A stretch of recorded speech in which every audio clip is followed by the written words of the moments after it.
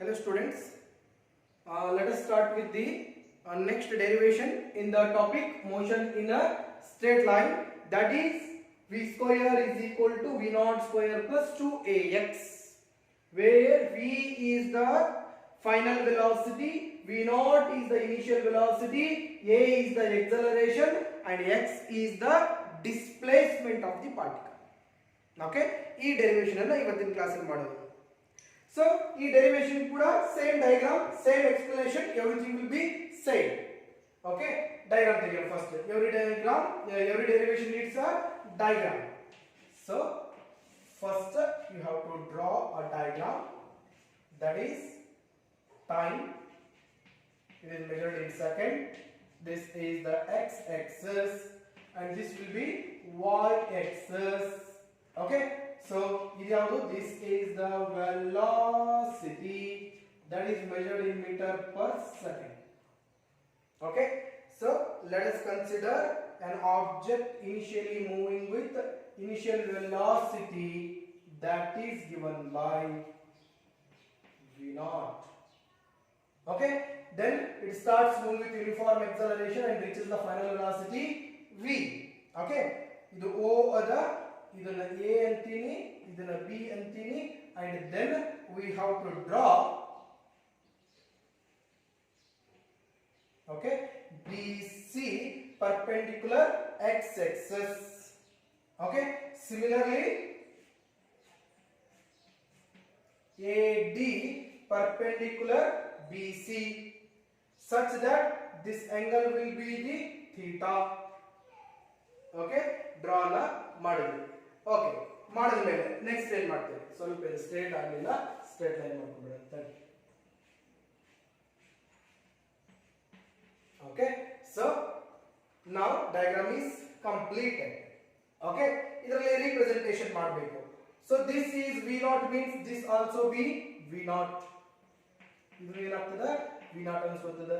ಇದು ವಿ ಇತ್ತು ಅಂತಂದ್ರೆ then this will be V, right? So, if it is v naught, then what will be this? That is v minus v naught. V minus v naught ಇರ್ತದೆ.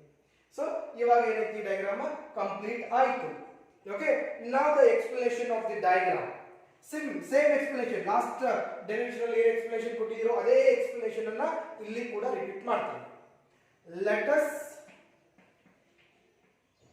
consider an object is moving with some initial velocity v naught at a time t1 is equal to 0. Okay, then it start moving with uniform acceleration a and reaches the final velocity v at a time t2 is equal to t. Okay, so ಮುಗಿತು. ಇವಾಗ ಏನೇನು extra ಮಾಡ್ಕೊಂಡ್ರಿ ಅದನ್ನ ಬರೆದ್ಬಿಡೋಣ. Draw ಯಾವುದು, BC perpendicular x-axis, AD perpendicular BC, such that okay, BC perpendicular x-axis, AD perpendicular BC ಎಳೆದಿದ್ದರಿಂದ ಏನಾಯ್ತು, such that ಏನೇನಾಯ್ತು ನೋಡು, ಈಗ OA is equal to DC is equal to ಏನಾಯ್ತು, V naught ಆಯ್ತು. Okay, and BC is equal to ಏನಾಯ್ತು, BC is equal to V ಆಯ್ತು. ಅಷ್ಟೇ ಅಲ್ಲ, BD is equal to ಏನೈತೆ BD is equal to V minus V naught ಆಯ್ತು V minus V naught ಆಯ್ತು ಅದನ್ನ ಬರೀಬೇಕು ಲಾಸ್ಟ್ ಡೆರಿವೇಶನ್ ಹೆಂಗ್ ಮಾಡಿದ್ರು ಸೇಮ್ ಟು ಸೇಮ್ ಏನು ವ್ಯತ್ಯಾಸನೇ ಇಲ್ಲ okay next one now in right angled triangle ಯಾವುದು A B D A D B ಐತಿ A D B okay A D B ಏನಾಗ್ತದ tan theta is equal to this is the opposite, this is the hypotenuse and it is the adjacent. ಹೌದಲ್ಲ so tan theta is equal to opposite divided by adjacent. Okay, tan theta ಅಂತಂದ್ರೆ ಏನಪ್ಪಿ that is slope is equal to opposite ಅಂತಂದ್ರೆ BD divided by adjacent ಅಂತಂದ್ರೆ that is AD. Okay, so what is BD here? BD means V minus V naught divided by what is AD? AD ಅಂತಂದ್ರೆ time that is given by T. Okay, it is equal to slope equal to V minus V naught divided by T. So I will say this as equation number 1. ಅರ್ಥ ಆಯ್ತಾ ಇಷ್ಟು okay next ನಾವು ಒಂದು equation ಗೊತ್ತದ the slope of VT curve is acceleration therefore equation ಏನಾಯ್ತು slope ಅಂತಂದ್ರೆ ಏನು acceleration A equal to V minus V naught divided by T. So if it is crossed then it becomes AT is equal to V minus V naught. I will say this as the equation number 2 and very important equation also. Okay, next the area of trapezium ಯಾವುದು OABC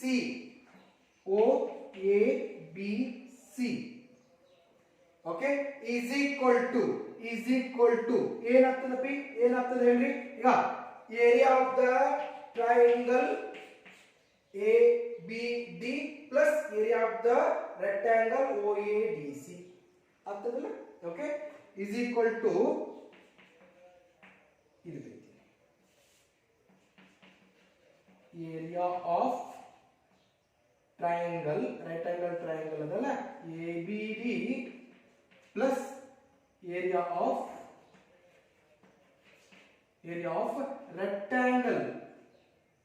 rectangle ಯಾವುದು OADC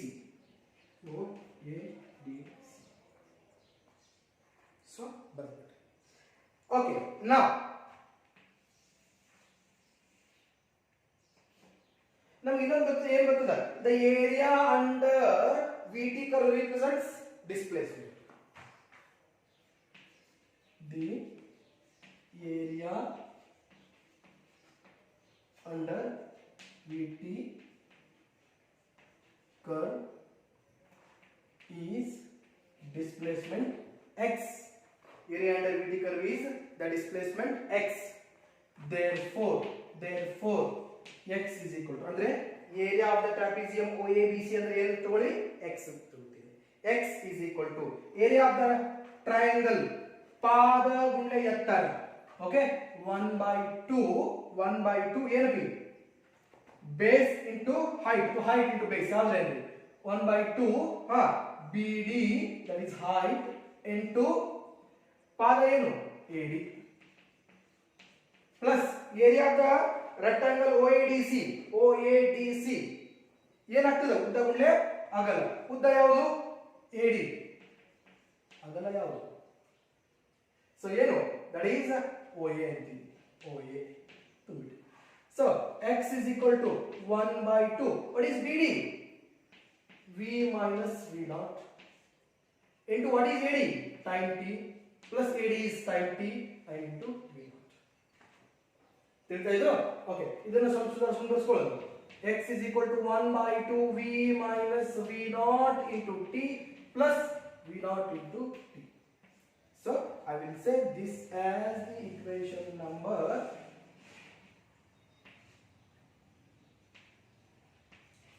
3. Equation number 380.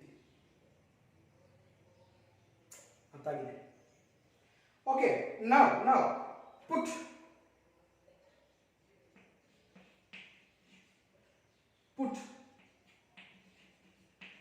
equation. Put on kita ಏನು ಮಾಡೋದು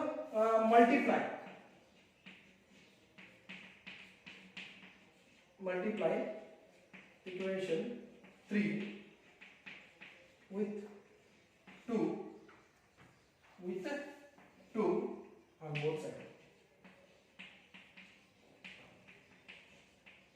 ಎರಡು ಕಡೆ 2 ಲೇ multiply ಮಾಡ್ತೀವಿ. ಅವಾಗ ಏನಾಗ್ತದೆ ನೋಡು, ಈ ಕಡೆ ಏನಾಯ್ತು 2x ಆಯ್ತು is equal to ಈಗ 2 in bracket 1 by 2 v minus v naught. ಈ ಎಂಟೈರ್ ಟರ್ಮ್ ಗೆ ನಾವು 2 ಲೇ ಮಲ್ಟಿಪ್ಲೈ ಮಾಡಬೇಕಲ್ಲ, t plus v naught into t. Correct ಅದ? ಎಂಟೈರ್ ಟರ್ಮ್ ಗೆ 2 ಲೇ ಮಲ್ಟಿಪ್ಲೈ ಮಾಡಬೇಕು. ಈಗ ಇಲ್ಲಿನೂ 2 ಲೇ ಮಾಡಿದ್ವಿ, ಆ ಕಡೆ 2 ಲೇ ಮಾಡಿದ್ವಿ. Okay, 2x is equal to ಏನಾಗ್ತದೆ ನೋಡು, ಈಗ ಒಳಗೆ ಬಂತು ಅಂತಂದ್ರೆ 2 by 2 v minus v naught into t plus 2 v naught into t. ತಿಳಿತಾ? ಈಗ 2 get cancelled. ಏನು ಉಳಿತು? 2x is equal to v minus v naught into t plus 2 v naught into t. ತಿಳಿತಾ? ಈಗ 2x is equal to ನೋಡು, t ಒಳಗಡೆ multiply ಮಾಡಿದ್ರೆ ಏನಾಗ್ತದೆ, ಈಗ vt ಇದರಲ್ಲಿ ಇದಕ್ಕೆ multiply minus v naught into t plus 2 v naught into t. Understood? 2x is equal to v naught t 2 v naught t. 2 v naught t ಒಳಗೆ ಒಂದು v naught t ತೆಗೆದ್ರೆ ಎಷ್ಟು ಉಳಿತು? vt minus v naught t. Sorry, plus v naught t plus v naught t. ಅರ್ಥ ಆಗುತ್ತದಲ್ಲ? Okay. So next ಇಲ್ಲೇ ಮಾಡಿದ್ರೆ ಬರ್ತಿತ್ತು ನಮಗೆ v naught t ಅಂತಂದ್ರೆ 80 ತುಂಬಿಡಬಹುದಾಗಿತ್ತು. 80 ತುಂಬಿದ್ರೆ ಏನಾಗ್ತಿತ್ತು? 80 ಸ್ಕ್ವೇರ್ ಬರ್ತಿತ್ತು. ಓಕೆ, ಮಾಡಬಹುದಾಗಿತ್ತು, ಬಟ್ ಇಲ್ಲಿ ಇಷ್ಟು ಮಾಡೋಣ. ಈಗ ಇದನ್ನ ಇನ್ನೂ ಸಿಂಪ್ಲಿಫೈ ಮಾಡಿದ್ರೆ 2x is equal to v plus v naught. ಹೊರಗಡೆ ಏನು ಉಳಿತು? t ಹೊರಗಡೆ ಉಳಿದುಬಿಡುತ್ತಲ್ಲ, t ಹೊರಗಡೆ ಉಳಿದು. This is the another expression number ಏನಂತಂದ್ರೆ 2 ಐತಲ್ಲ, 3 ಆಯ್ತು, 4 ಆಯ್ತು. ಸೊ ಫೈನಲಿ ಒಂದು ಲೆವೆಲ್ಗೆ ಬರ್ತಾ ಇದೀವಿ ನಾವು. ಈಗ ಇನ್ನೂ ಸ್ವಲ್ಪ ಉಳಿದದ, ಅದು ಸ್ಟ್ರೈಕ್ ಅಂತಂದ್ರೆ almost it will be finished ಅನ್ಬೋದು. ತಿಳಿತಾ ಇಷ್ಟು? ಅರ್ಥ ಆಗಿದೆಯಲ್ಲ? ಓಕೆ, ನನಗೆ ಸ್ವಲ್ಪ ಈಗ ಅಳಿಸ್ಬೇಕಾಗ್ತದೆ ಇಲ್ಲಿ ನೋಡಿ.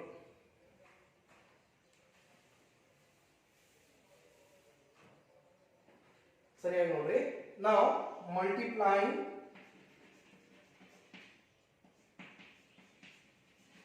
multiplying equation 2 with equation 4. 2 ಮತ್ತು 4 ಎರಡನ್ನ ಮಲ್ಟಿಪ್ಲೈ ಮಾಡ್ತೀವಿ. ಅವಾಗ ಏನಾಗ್ತದೆ? 80 into 2x is equal to v naught minus v naught into v plus v naught into t. ಅರ್ಥ ಆಯ್ತಾ? ಈಗ 80 into 2x 2ax into t ಅಂತ ಬರೀತೀವಿ. 2ax into t. a plus a minus b, a plus b formula ಗೊತ್ತಿಲ್ಲ. v minus v naught into bracket v plus v naught ಅಂದ್ರೆ a minus b, a plus b is equal to a square minus b square. ಅದು ಯಾವ formula ಇದೆ? a minus b ಅಂದ್ರೆ bracket a plus b formula ಇದೆ. is equal to ಏನಾಗ್ತದೆ? a square minus b square ರೂಪ ಬರುತ್ತೆ. ಅಂದ್ರೆ ಇದು ಏನಾಗಬೇಕು? v square minus b V not square. Okay, ಈಗ ಈ ಟಿ ಹೋಯ್ತು, ಈ ಟಿ ಹೋಯ್ತು, ಹೋಗ್ತದಲ್ಲ. ಸೊ ಹೆಂಗ ಇಂಟು ಬ್ರಾಕೆಟ್ ಟಿ ಉಳಿತು, ಟಿ ಹೋಯ್ತು, ಈ ಟಿ ಹೋಯ್ತು, ಉಳಿತೇವೆ 2ax is equal to v square minus v naught square. Finally v ಇಲ್ಲೇಡು, v ಇಲ್ಲೇಡು, v square ಇಲ್ಲೇಡು, ಈ v naught square ಕಡೆ ಬರ್ತದೆ ಏನಾಯ್ತು, v naught square plus 2ax.